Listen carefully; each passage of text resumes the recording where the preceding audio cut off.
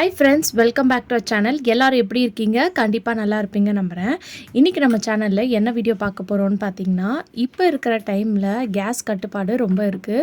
So நம்ம செய்யக்கூடிய வேலையெல்லாம் சின்ன சின்ன மிஸ்டேக் தான். அதை நம்ம மாற்றிக்கிட்டோன்னா நம்மளுக்கு 1 மாதம் வரக்கூடிய கேஸை 2 மாதம் வரைக்கும் நம்ம வச்சு யூஸ் பண்ணிக்கலாம். அது என்னன்னு தெரிஞ்சுக்க வீடியோவை ஸ்கிப் பண்ணாமல் ஃபுல்லாக பாருங்கள். அதுக்கு முன்னாடி நீங்கள் இப்போ தான் நம்ம சேனலை ஃபஸ்ட் டைம் பார்க்குறதா இருந்தால் இப்போவே சப்ஸ்கிரைப் பண்ணிக்கோங்க. கூட இருக்க பெல் சிம்பிளை கிளிக் பண்ணிக்கோங்க. இப்போ வாங்க வீடியோக்குள்ளே போகலாம். நம்ம டெய்லி ஏதாவது ஒரு காய்கள் சமைப்போம். ஸோ அந்த மாதிரி சமைக்கும் போது நம்ம ஃப்ரிட்ஜில் வச்சு யூஸ் பண்ணுறத விட அப்பப்போ அன்றைக்கி ஃப்ரெஷ்ஷாக வாங்கி நம்ம சமைச்சிட்டோன்னா அதோட குக் டைம் பார்த்திங்கன்னா உங்களுக்கு ரொம்பவே சேவ் ஆகும். ஏன்னா ஃப்ரிட்ஜ்லேருந்து எடுத்து நம்ம சமைக்கிறதுக்கும் நம்ம டேரெக்டாக ஃப்ரெஷ்ஷாக வாங்கி சமைக்கிறதுக்கும் ரொம்பவே பார்த்திங்கன்னா டிஃப்ரென்ஸாக இருக்குது. ஸோ இதனால் உங்களுக்கு கேஸும் மிச்சமாகும், டைமும் பார்த்திங்கன்னா மிச்சமாகும். ஏன்னா அதில் பார்த்திங்கன்னா ரொம்ப ஃப்ரிட்ஜ்லேருந்து சில்லுன்னு இருக்கும். ஸோ அது நம்ம குக் பண்ணும்போது அவ்வளோ சீக்கிரத்தில் பார்த்திங்கன்னா வேகாது. ஸோ நம்ம அப்பப்போ வாங்கி ஃப்ரெஷ்ஷாக சமைக்கும் போது உடனே பார்த்திங்கன்னா உங்களுக்கு வெந்து கிடச்சிரும். இந்த டிப்பை ட்ரை பண்ணி பாருங்கள். அடுத்த டிப் என்னன்னு பார்க்கலாம். நம்ம காலையில் எந்திரிச்ச உடனே கண்டிப்பாக பாலோ டீயோ காஃபியோ குடிப்போம். ஸோ அப்படி குடிக்கும்போது நம்ம ஏதாவது பாலை வச்சுட்டு வேறு ஏதாவது வேலை பார்த்துட்டு இருக்கும்போது பார்த்திங்கன்னா அது பொங்கிரும். அது பொங்கி பர்னரில் விழுந்துருச்சுன்னா அந்த பர்னர் ஃபுல்லாக அடப்பாயிரும். அந்த மாதிரி அடப்பாயிடுச்சுன்னா கூட உங்களுக்கு கேஸ் பார்த்திங்கன்னா சரியாக எரியாது. ஸோ நிறைய கேஸ் வேஸ்ட்டாக போகும். ஸோ எப்போவுமே பால் காய்ச்சும் போது இந்த மாதிரி ஒரு கரண்டி நீங்கள் போட்டு வச்சிட்டிங்கன்னா நீங்கள் வேறு ஏதாவது வேலை பார்த்துட்டு இருந்தால் கூட அது ஆட்டோமேட்டிக்காக என்ன தான் ஐயா பொங்கி வந்தாலும் அதுவே பார்த்திங்கன்னா உங்களுக்கு அடங்கிரும். ஸோ இந்த ஒரு விஷயமும் பார்த்திங்கன்னா நீங்கள் முக்கியமாக நோட் பண்ண வேண்டிய விஷயம். ட்ரை பண்ணுங்கள். அடுத்த டிப் என்னென்னு பார்க்கலாம். இந்த மாதிரி நம்ம கடாயில் பொரியலோ குழம்போ ஏதாவது செய்யும்போது நம்ம வாஷ் பண்ணிவிட்டு அப்படியே எடுத்து வைக்கும்போது அதில் தண்ணி பார்த்திங்கன்னா அப்படியே இருக்கும். ஸோ இது நம்ம கேஸ் பற்ற வைக்கும்போது அவ்வளோ ஹீட்டும் பார்த்திங்கன்னா நம்மளுக்கு வேஸ்ட்டாக தான் போகும். இதனால் கேஸும் நம்மளுக்கு வேஸ்ட்டாக தான் போகும். ஸோ எப்போவுமே நீங்கள் வைக்கக்கூடிய பாத்திரம் எதாக இருந்தாலும் அதை ட்ரையாக இந்த மாதிரி டவலை வச்சு நல்லா தொடச்சிட்டு வச்சிட்டிங்கன்னா உங்களுக்கு கேஸ் வேஸ்ட்டாக போகாமல் மிச்சமாகும். ஸோ இந்த மாதிரி சின்ன சின்ன விஷயம்லாம் தெரிஞ்சு வச்சிட்டிங்கன்னா நீங்கள் கண்டிப்பாக உங்கள் கேஸை மிச்சம் பண்ணிக்கலாம். அடுத்த டிப் என்னன்னு பார்க்கலாம். நம்ம கேஸில் இந்த மாதிரி பாத்திரம் வச்சுட்டு நம்ம பற்ற வைப்போம். ஸோ இந்த மாதிரி பற்ற வைக்கும் போது எடுத்த உடனே ஹை ஃப்ளேமில் வைக்கக்கூடாது. இந்த மாதிரி வச்சு நம்ம பற்ற வச்சோன்னாலும் கேஸ் பார்த்திங்கன்னா வேஸ்ட்டாக போகும். எப்போவுமே லோ ஃப்ளேமில் வச்சு தான் நீங்கள் கேஸ் பற்ற வைக்கணும். ஸோ அந்த மாதிரி பற்ற வச்சிங்கன்னா உங்களுக்கு அந்த பாத்திரத்தை தாண்டி பார்த்திங்கன்னா நெருப்பு வராது. ஸோ அதுக்கேற்ற மாதிரி அந்த பாத்திரத்தோட சைஸ்க்கு ஏற்ற மாதிரி நீங்கள் ஃபயர் நெருப்பை அட்ஜஸ்ட் பண்ணிக்கலாம். ஸோ எப்படி வேணுமோ உங்களுக்கு ஸ்லோ வேணும்னா ஸ்லோ வச்சுக்கலாம், இல்லை ஹை ஃப்ளேம் வேணாலும் வச்சுக்கலாம். ஸோ கண்டிப்பாக இந்த டிப்பும் நீங்கள் ட்ரை பண்ணி பாருங்கள். டிப் என்னன்னு பார்க்கலாம். நம்ம டெய்லி ஏதாவது ஒரு பொரியல் செய்வோம். ஸோ அந்த பொரியலுக்கான காயை பார்த்திங்கன்னா நீங்கள் இட்லி ஊட்டுறீங்கன்னா அந்த இட்லி தட்டுக்கு கீழே ஸ்டீமர் இருக்கும் பாருங்கள், அதிலே வச்சு வேக வச்சிட்டிங்கன்னா உங்களுக்கு ரொம்பவே பார்த்திங்கன்னா வேலையும் மிச்சமாயிரும். அப்படி இல்லை நீங்கள் சாதம் வைக்கிறீங்க குக்கர்லனா கூட இதை ஒரு கிண்ணத்தில் வச்சுக்கலாம். இல்லை பருப்பு வேக வைக்கிறீங்கன்னா கூட இதே மெத்தடில் நீங்கள் பண்ணலாம்.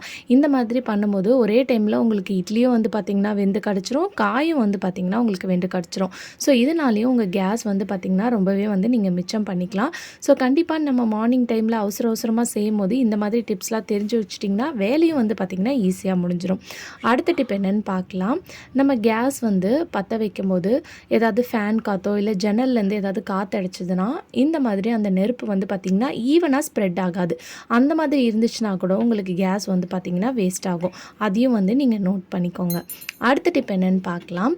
இந்த மாதிரி நம்ம கேஸ் பற்ற வச்சு ஏதாவது பாத்திரம் வைக்கும்போது அந்த பாத்திரத்துக்கு ஏற்ற மாதிரி நீங்கள் கேஸ் அட்ஜஸ்ட் பண்ணணும். அதே மாதிரி நம்ம பெரிய குக்கரில் எடுத்துகிட்டு கொஞ்சமாக குவான்டிட்டியில் அரிசி வச்சோன்னா அது ரொம்ப நேரம் ஆகும். ஸோ நம்ம எவ்வளோ குவான்டிட்டி வைக்கிறோமோ அதுக்கேற்ற மாதிரி பாத்திரம் வைக்கணும். இப்போ பால் பேக்கெட்டை நம்ம ஒரு பேக்கெட் வைக்கிறோன்னா அதுக்கு பெரிய குண்டா வச்சிங்கன்னா அது ஹீட் அப்சர்வ் பண்ணுறதுக்கு ரொம்ப நேரம் ஆகும். அந்த மாதிரி ஆனிச்சுன்னா கூட உங்களுக்கு கேஸ் ரொம்பவே வேஸ்ட் ஆகும். ட்ரை பண்ணி பாருங்கள்.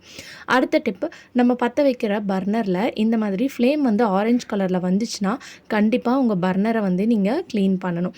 ஏன்னு பார்த்தீங்கன்னா இந்த மாதிரி பர்னரில் ஆரஞ்சு கலரில் ஃப்ளேம் வந்துச்சுனாலே உங்களுக்கு கேஸ் ஈவனாக ஸ்ப்ரெட் ஆகாது. அப்போ ரொம்ப கேஸ் பார்த்திங்கன்னா வேஸ்ட் ஆகும். ஸோ இந்த மாதிரி ஆகாமல் இருக்கிறதுக்கு வீக்லி ஒன்ஸ் அது நம்ம யூஸ் பண்ணக்கூடிய பர்னரை நீங்கள் க்ளீன் பண்ணியே ஆகணும். இந்த பர்னரை க்ளீன் பண்ணுறதுக்கு ஒரு பவுலில் போட்டுக்கோங்க. இதில் கொஞ்சமாக கோல்கேட் பேஸ்ட்டு, லெமன் ஜூஸ் அப்படி இல்லைன்னா வினிகர், கொஞ்சமாக பேக்கிங் சோடா இதெல்லாம் போட்டுட்டு நீங்கள் அந்த பர்னரோட கலர் சேஞ்ச் ஆகணும், கலர் மெயின்டைன் ஆகிட்டே வரணுன்னாலும் நீங்கள் இந்த டிப்பை ஃபாலோ பண்ணிக்கலாம். ஸோ ஒரு 1 ஹவர் ஊற வச்சுருங்க. அதை ஊற வச்சிங்கன்னா உங்களுக்கு அந்த பர்னரோட கலர் வந்து நல்லா சேஞ்ச் ஆயிரும். அப்படி இல்லை நல்லா பர்னர் மட்டும் க்ளீன் பண்ணணும்னு நினச்சிங்கன்னா உடனே நீங்கள் இந்த மாதிரி க்ளீன் பண்ணிட்டு வாஷ் பண்ணலாம். ஸோ க்ளீன் பண்ணும்போதே வந்து பார்த்திங்கன்னா அதில் இருக்கக்கூடிய எல்லா அழுக்கும் வந்து பார்த்திங்கன்னா உங்களுக்கு வரும். பர்னரை நம்ம க்ளீன் பண்ணாமல் விட்டால் கூட நம்ம வைக்கக்கூடிய பாத்திரத்துலலாம் வந்து பார்த்திங்கன்னா கறி பிடிக்கும். ஸோ பர்னரையும் க்ளீன் பண்ணுறது ரொம்பவே முக்கியம். ஸோ இந்த மாதிரி நல்லா ப்ரஷ் பண்ணி க்ளீன் பண்ணிவிட்டு ஒரு ட்ரையான கிளாத்தை வச்சு தொடச்சிட்டு இதை டேரெக்டாக அப்படியே வந்து நீங்கள் போட்டுறக்கூடாது கேஸ் ஸ்டவ்வில். கொஞ்சமாக இதில் வந்து எண்ணெயை வந்து அப்ளை பண்ணிக்கோங்க. ஸோ இந்த மாதிரி அப்ளை பண்ணும்போது அதில் ஏதாவது அடுப்பில் வந்து அழுக்கெல்லாம் இருந்துச்சுன்னா உங்களுக்கு நல்லா விசிபிளாக தெரியும்.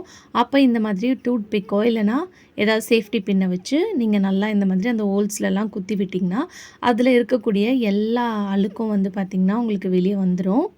ஸோ அதுக்கப்புறம் நீங்கள் இதை வந்து தொடச்சிட்டு நீங்கள் கேஸ் ஸ்டவ்வில் வந்து போட்டுக்கலாம். அதுக்கப்புறம் நீங்கள் பற்ற வச்சு பார்த்தீங்கன்னா உங்களுக்கு ஃபயர் வந்து நல்லா ஈவனாக வந்து பார்த்திங்கன்னா வரும். ஸோ கண்டிப்பாக இந்த டிப்பையும் ட்ரை பண்ணி பாருங்கள். அடுத்த டிப் என்னென்னு பார்க்கலாம். நம்ம வைக்கக்கூடிய பாத்திரம் எப்போவுமே இந்த மாதிரி ஃப்ளாட்டாக இருக்கணும். ஸோ அப்போ தான் வந்து பார்த்திங்கன்னா நம்ம கேஸ் பற்ற வச்சாலும் அந்த நெருப்பு வந்து வேஸ்ட்டாக போகாது. இந்த மாதிரி நம்ம கிண்ணம்லாம் வச்சோன்னா நல்லா குழியாக இருக்கும் பாருங்கள். நம்ம பற்ற வச்சோன்னா நெருப்பு எல்லாமே வந்து பார்த்திங்கன்னா ஈவனாக வந்து ஸ்ப்ரெட் ஆகாது அந்த பாத்திரத்துக்கு. ஸோ வேஸ்ட்டாக தான் போகும். ஸோ எப்போவுமே இந்த மாதிரி குழியாக இருக்கக்கூடிய பாத்திரம் வைக்காமல் நல்லா ஃப்ளாட்டாக இருக்கக்கூடிய பாத்திரம் வந்து வைங்க. ஸோ கண்டிப்பாக இந்த டிப்பையும் வந்து ட்ரை பண்ணுங்கள்.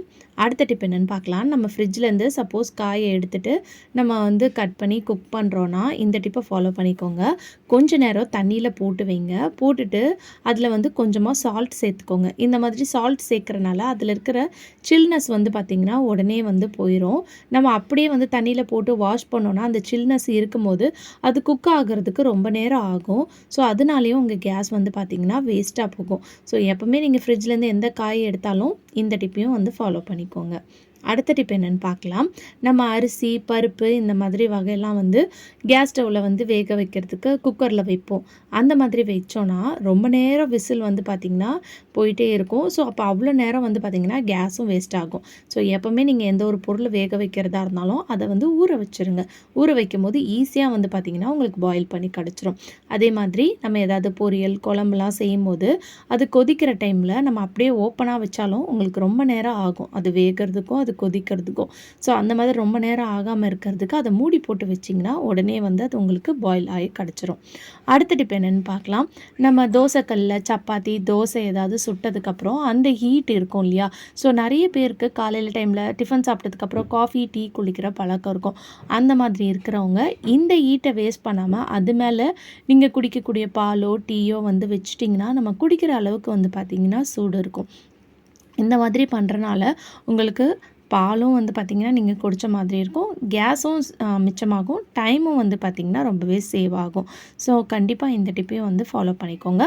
அதே மாதிரி ஓப்பனாக வைக்கக்கூடாது. க்ளோஸ் பண்ணி வச்சாதான் ஹீட் வந்து பார்த்திங்கன்னா உடனே வந்து உங்களுக்கு சூடாகும். அடுத்த டிப் என்னென்னு பார்க்கலாம். நம்ம பால் பேக்கெட் ஃப்ரிட்ஜ்லேருந்து எடுத்துகிட்டு டேரெக்டாக கட் பண்ணி நம்ம பால் பாத்திரத்தில் போட்டு கேஸில் வந்து பற்ற வச்சோன்னா ரொம்ப நேரம் வந்து பார்த்திங்கன்னா உங்களுக்கு அது வந்து ஹீட்டாக எடுத்துக்கும். ஏன்னா அது வந்து நல்லா சில்லுன்னு இருக்கிறனால. ஸோ எப்போவுமே பால் ஊற்றுறதுக்கு முன்னாடி கொஞ்சமாக அதில் தண்ணி ஊற்றிட்டு அதை வந்து லைட்டாக சூடு பண்ணிக்கோங்க.